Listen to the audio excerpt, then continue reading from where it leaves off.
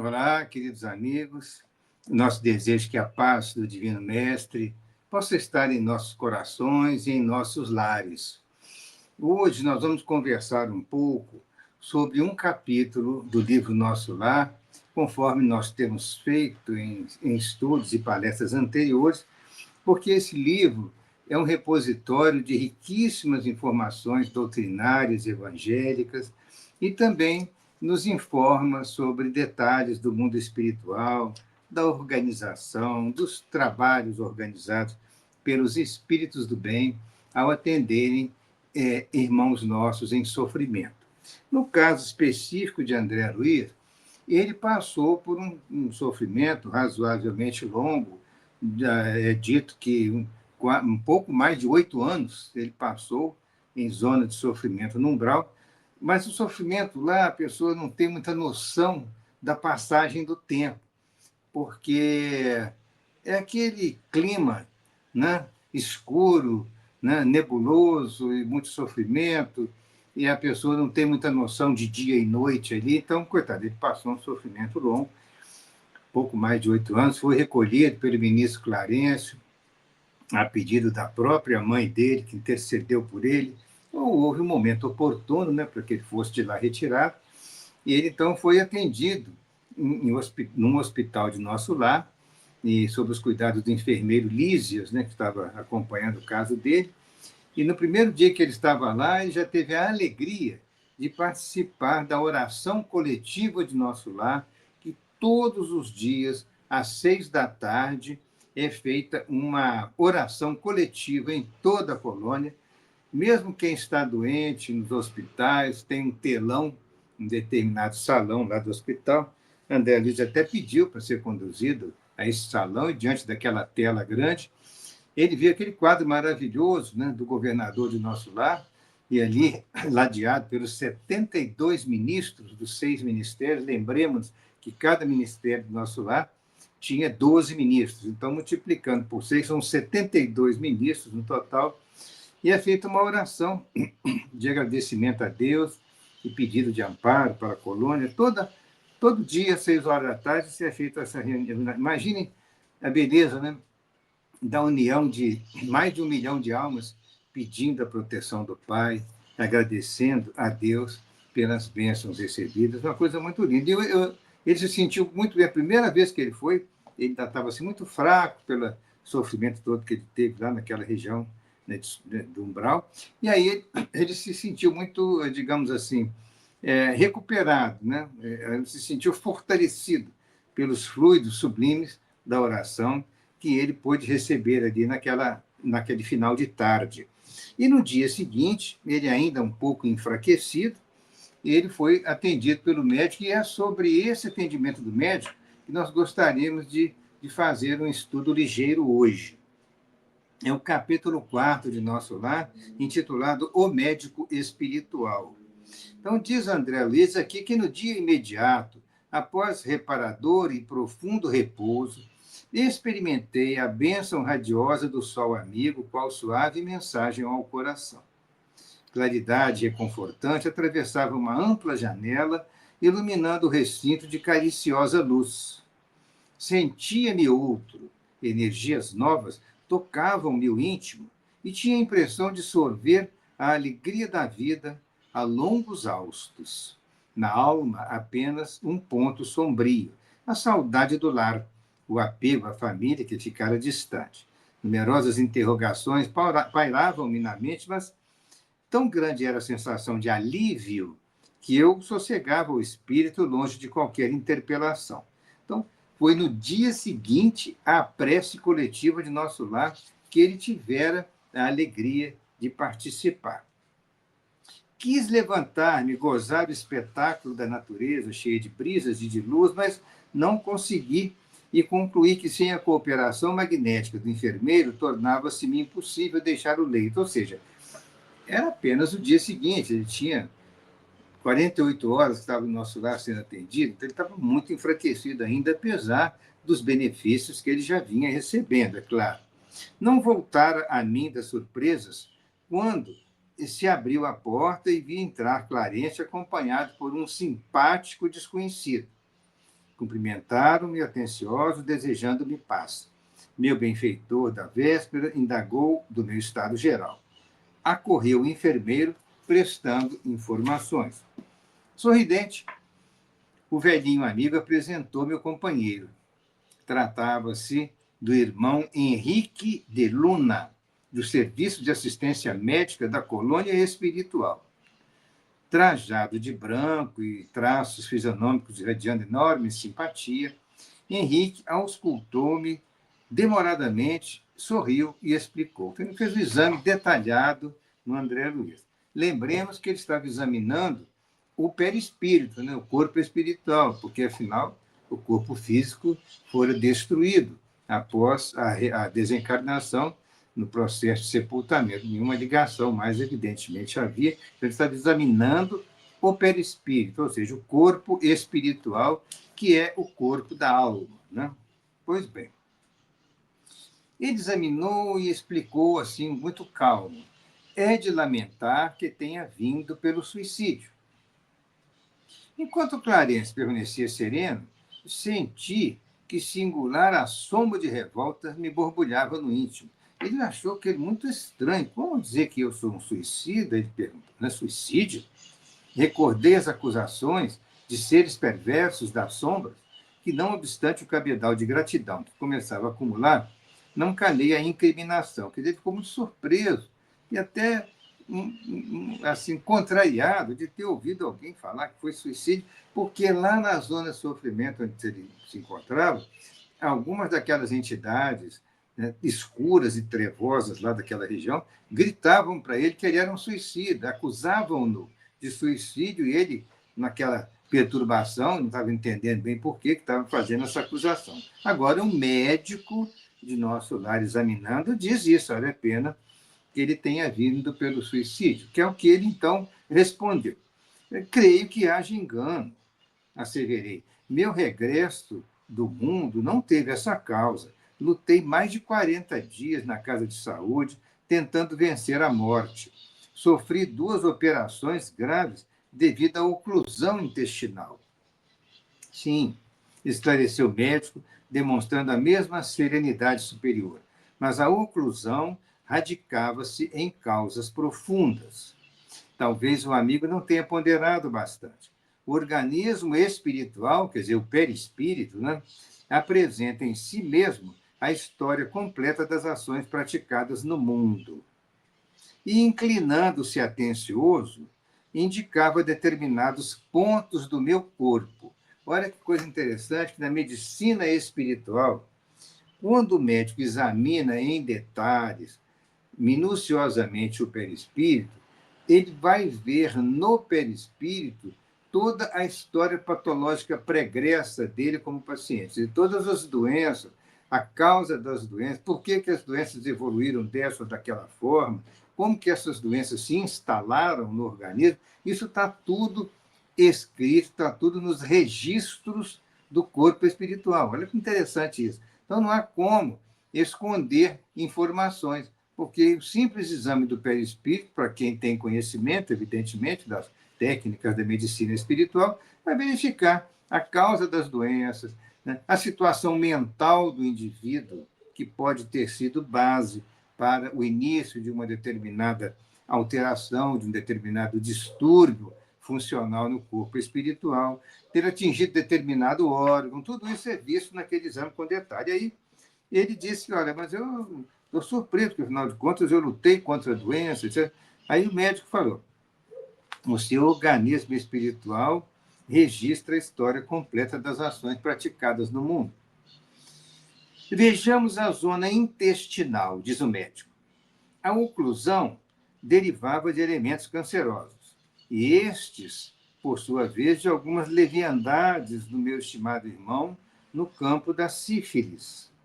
A moléstia talvez não assumisse características tão graves, se o seu procedimento mental no planeta estivesse enquadrado nos princípios da fraternidade e da temperança.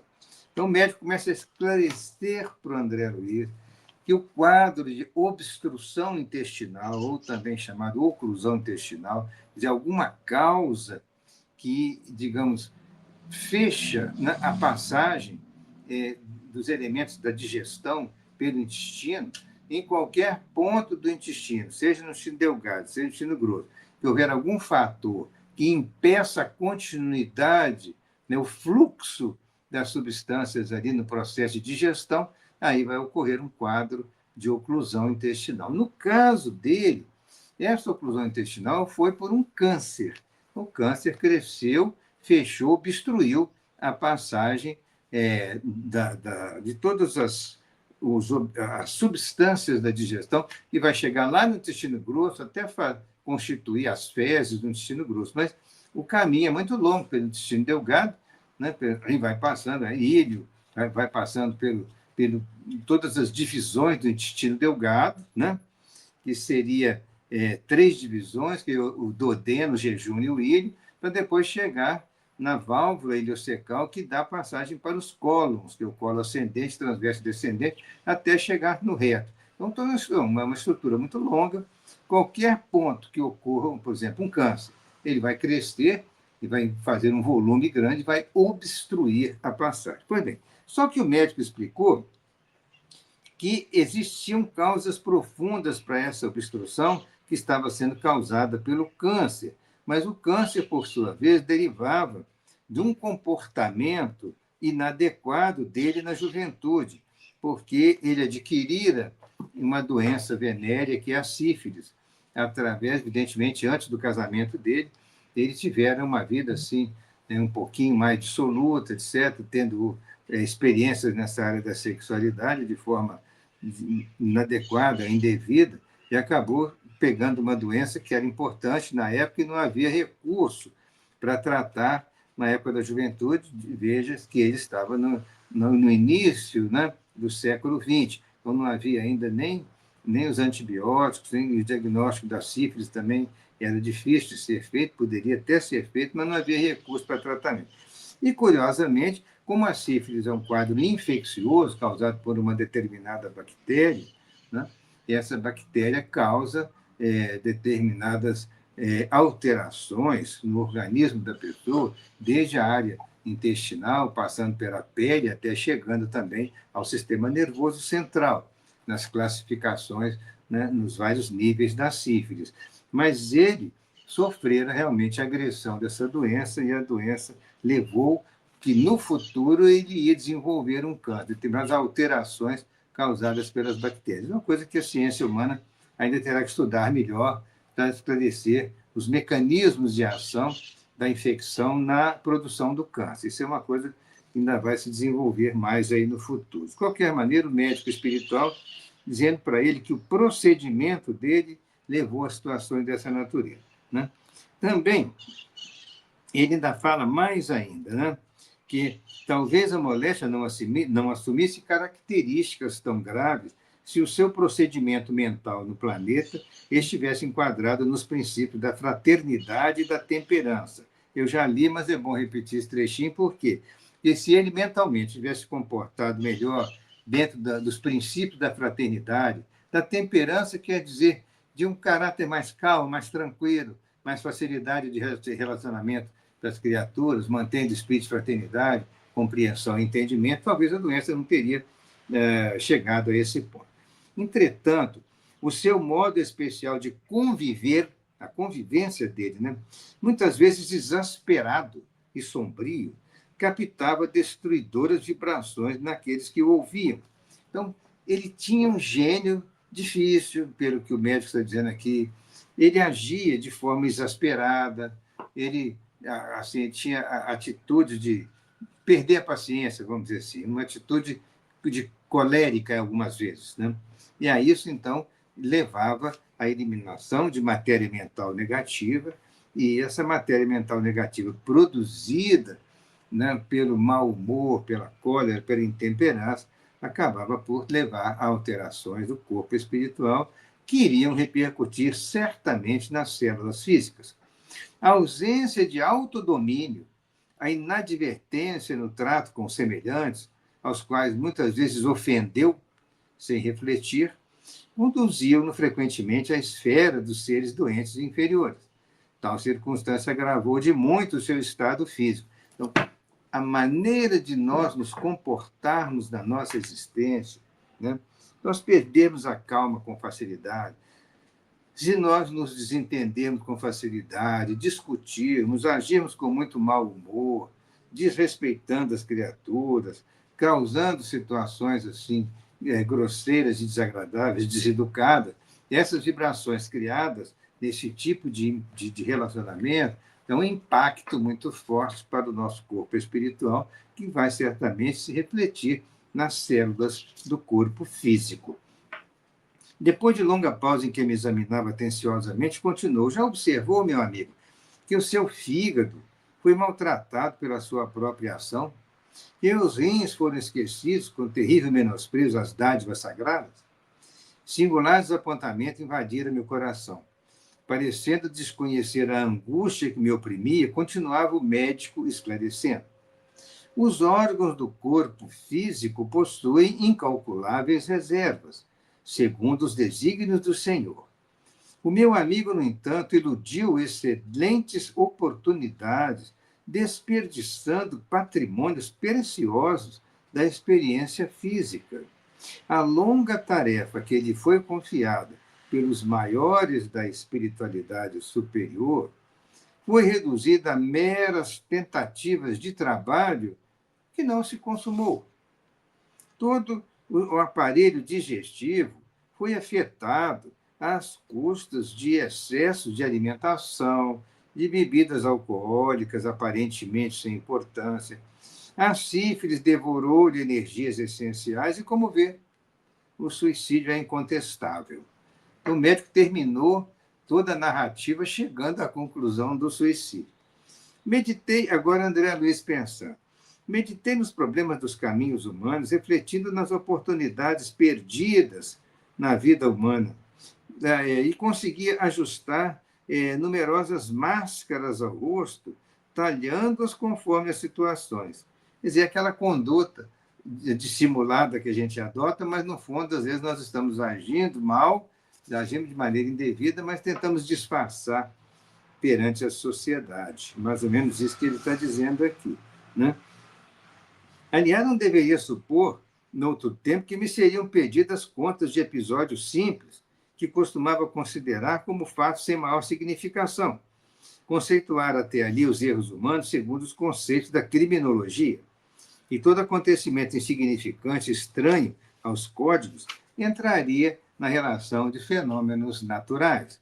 Então, ele não dava muita importância a certas situações de atritos, de desentendimentos, de reações um pouco rudes com as pessoas, de tratar, às vezes, em níveis de discussões desrespeitosas, inadequáveis, de estar mal-humorado com certa frequência. Isso ele não valorizava muito isso, não, porque ele entendia que isso não era nada demais. O que era sério é aquilo que era considerado pela justiça humana como crime. E ele não, ele entendia que nunca tivesse feito nada de errado, não. Deparava-se-me, porém, agora outro sistema de verificação das faltas cometidas. Não me defrontavam tribunais de tortura, nem me surpreendiam abismos infernais. Contudo, benfeitores sorridentes comentavam minhas fraquezas como quem cuida de uma criança desorientada longe das vistas paternas. Aquele interesse espontâneo, no entanto, feria-me a vaidade de homem. Talvez que, visitado por figuras diabólicas a me torturarem, de tridentes nas mãos, ele aqui fazendo uma brincadeira em relação ao inferno, né? Encontrasse forças para tornar a derrota menos amarga. Todavia, a bondade exuberante de Clarencio, a inflexão de ternura do médico, a calma fraternal do enfermeiro, penetravam-me fundo o espírito. Não me dilacerava o desejo de reação. Doía-me a vergonha e chorei. Rosto entre as mãos, qual menino contrariado e infeliz, pus-me a soluçar com a dor que me parecia irremediável. Coitado, ele, diante de todas aquelas avaliações médicas, de todas aquelas explicações, ele fez uma autoavaliação, um autojuízo das suas principais ações na sua existência, das vezes que ele perdeu a calma, das vezes que ele discutiu, das vezes que distratou alguém. Isso tudo gera no outro, que está ouvindo uma coisa indesejável, gera uma reação negativa. Então, o outro irmão vai emitir para nós vibrações negativas. Essas vibrações, nós podemos assimilá-las em nosso organismo, porque somos nós os causadores daquele distúrbio temporário ali, por exemplo, numa discussão, numa coisa desagradável. Então, ou distratar alguém, e aquilo gera, em retorno, uma energia mental negativa, uma energia mental destrutiva, que vai levar a alterações, certamente, no médio e no longo prazo da vida da pessoa. Né? Então, depois de avaliar tudo isso, ele se sentiu muito envergonhado, porque ele estava sendo tratado com toda atenção, com todo carinho. Ninguém discutiu com ele, ninguém acusou, não teve nenhum juízo rigoroso que determinou que ele sofresse essa ou aquela pena. Não aconteceu nada disso. As pessoas estavam cuidando dele bem fraternalmente, mas dizendo a verdade. E a verdade doía. Por isso que ele chorou de vergonha. Henrique de Luna falava com sobejas razões, pensava André Luiz. Por fim, abafando os impulsos vaidosos, reconhecia a extensão das minhas leviandades de outros tempos. A falsa noção da dignidade pessoal seria terrena à justiça. Perante minha visão espiritual, só existia agora uma realidade torturante. Era verdadeiramente um suicida.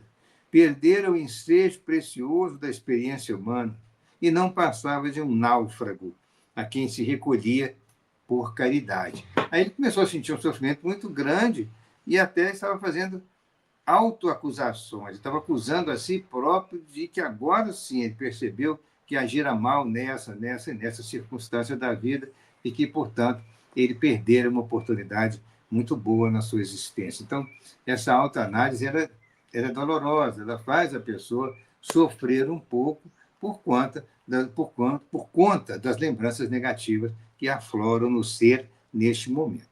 Foi então que o generoso Clarencio, sentando-se no leito ao meu lado, afagou-me paternalmente os cabelos e falou comovido: "Oh, meu filho, não te lamentes tanto. Busquei-te atendendo à intercessão daqueles que te amam, dos planos mais altos, no caso, a mãe dele. Tuas lágrimas atingem seus corações. Não desejas ser grato, mantendo-te tranquilo no exame das próprias faltas? Na verdade, a tua posição é a do suicida inconsciente. Né?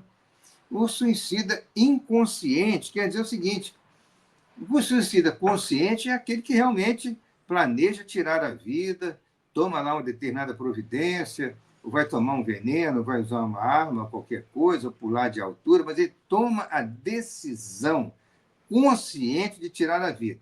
Isso é o suicida consciente. O outro não. Ele não deseja, ele nem está pensando nada em relação à morte, ele não desejaria morrer, mas ele agiu de tal forma na sua existência que ele acabou produzindo alterações no corpo espiritual, né? E essas alterações repercutem no corpo físico, em quaisquer órgãos. Pode ser no intestino, no fígado, nos rins, no pâncreas, em qualquer outro órgão, nos pulmões, no coração, no cérebro, enfim. Órgãos vitais que são, digamos, de certa forma, alterados no seu funcionamento pelas energias negativas que se situam, que são aninhadas pela mente, que emite essas energias, passam pelo corpo espiritual, causam determinados distúrbios energéticos do corpo espiritual que repercutem nos órgãos físicos, causando patologias diversas que podem acontecer. Então, o suicídio inconsciente ele age de forma em que ele vai reduzir o seu tempo de vida, de certa forma, destruindo determinados órgãos do corpo e levando a doenças graves. Esse é o suicídio inconsciente. Ele não pensava em morrer, mas ele agiu de tal forma que ele prejudicou muito a sua saúde e destruiu, né, órgãos, e ele teve uma vida reduzida no tempo. Pois bem. E Clarence começou a consolá-lo, dizendo para ele não se preocupar, não, analisa com calma o que está acontecendo com você, acalma-te, pois Aproveita os tesouros do arrependimento. Guarda a bênção do remorso, embora tardia, sem esquecer que a aflição não resolve o problema. Quer dizer, não adianta ficar aflito, choroso, sofrendo, mas isso não vai resolver. Vamos ver daqui para diante o que pode fazer de melhor para você enfrentar essa situação e vencer essa situação. Isso que é mais importante. Né? Confia no Senhor e em nossa dedicação fraternal. Sossega a tua alma perturbada, porque muitos de nós, outros, já perambulamos igualmente nos teus caminhos. Então, Clarinha está sendo muito carinhoso com ele. Diz, olha, não preocupa, não. Essas coisas vão resolver, vão melhorar, nós vamos continuar cuidando de você, vamos te indicar as melhores formas de você reagir positivamente a tudo isso, e você vai vencer isso. Nós também, por nossa vez, hoje, estamos numa posição espiritual melhor, mas no passado nós enfrentamos situações mais ou menos como você está enfrentando agora. Então, um espírito superior fala com ele com muito carinho e diz que, olha, nós também já enfrentamos situações, fica tranquilo que você vai vencer isso. Então, essa generosidade, né, que transbordava dessas palavras, fizeram que o André disse, ficasse mais calmo, mas ele mesmo assim mergulhou a cabeça no colo paternal de Clarencio e ainda chorou um pouco mais. Coitado, era aquela luta dele, porque naquele primeiro momento ele teve essas informações. Informações, de certa forma, chocaram ele um pouco, mas isso era necessário. Ele tinha que saber da realidade que tinha acontecido com ele. Que, de fato, ele era um suicida inconsciente, ele não trabalhara conscientemente para tirar a vida, mas ele agira de forma a destruir, prejudicar determinados órgãos, e essas doenças agravaram de tal forma que levaram à desencarnação dele e antes do tempo. Nós sabemos que André Luiz desencarnou relativamente novo, né? Por volta aí dos seus 40 anos, mais ou menos, 40 e poucos anos. Não temos uma referência exata, mas no livro Nosso Lar fala que ele exerceu a medicina por 15 anos. Ora, se ele formou com 25, mais 15 dá 40. Ele deve ter desencarnado por volta de 40, 45 anos no máximo. Porque ele exerceu a medicina por apenas 15 anos.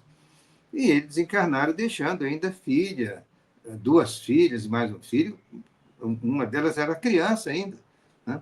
E os outros filhos muito jovens, a esposa jovem, então ele desencarnou com, né, uma idade relativamente... E quem sabe ele viveria, sei lá, 60 anos, 65 anos, 70, mas não.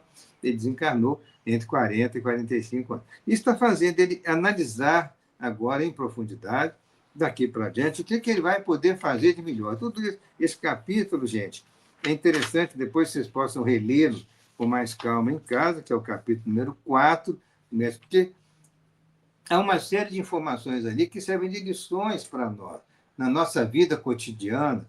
São informações que podem orientar melhor a nossa conduta. Nós não devemos exasperar com ninguém, perder a paciência, discutir, porque aí nós estamos perdendo a razão numa discussão.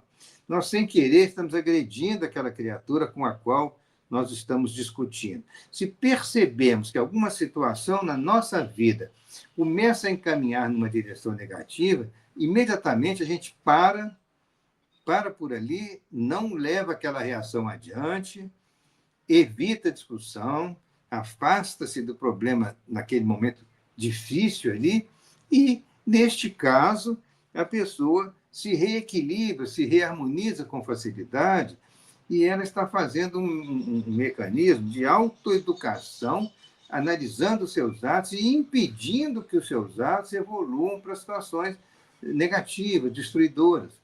Ele pode cortar uma discussão logo no início, não, vamos parar por aqui, não vamos discutir, não, vamos resolver isso de uma maneira melhor, vamos dar um tempo, mas não leva o assunto adiante, você não perde a paciência com ninguém.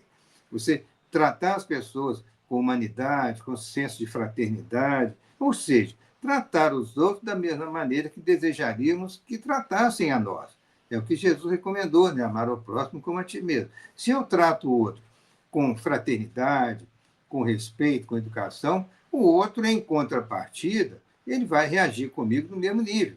Ele vai agir comigo de forma educada, de forma simpática, agradável. Então, isso é importante na nossa vida, no relacionamento, que nós evitemos situações de conflito. Fugindo do conflito, nós podemos encontrar caminhos melhores para resolver na paz e na harmonia os problemas que a vida se nos apresenta. Então, é isso que nós queríamos trazer para vocês. Agradecer muito o carinho das boas vibrações de todos que estão sintonizados conosco desejar que a paz de Jesus esteja nos nossos corações e nos nossos lares. Muito obrigado.